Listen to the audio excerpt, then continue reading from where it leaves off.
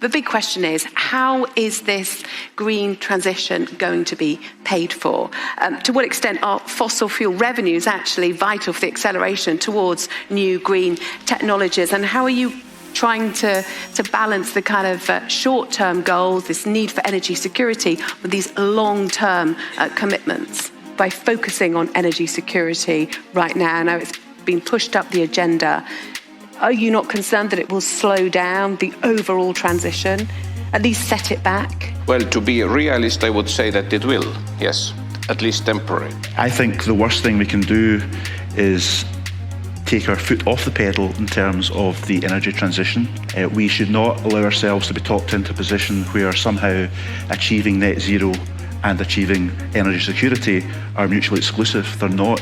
For you to propel, say, new technologies like the use of blue hydrogen, for example, what kind of commitments do you need, say, from the European Union, well, in terms of being able to set that long-term strategy and feel confident enough to take that risk on margins that you're talking about? To be blunt, for instance, to avoid talking about colors on hydrogen, this green produced from electricity and blue from natural gas, as long as it has the CO2 reduction or emission-free, as long as those are balanced equally, I think that would be a very strong and good signal for us in the future. I think the private sector and companies and businesses, the oil and gas sector and others, are perhaps in many cases moving ahead of the politicians. Nothing is for free. You say that, well, wind is nice and renewable, but yes, how much does it cost to put all those, well, huge equipments, and all what it needs? There are no easy answers to the energy transformation. There are no shortcuts. Of course, we don't know what's going to happen with the technology that we need, what the price is going to be for technology. What will windmills cost in a few years down the line? What will hydrogen systems cost? Batteries, etc., etc.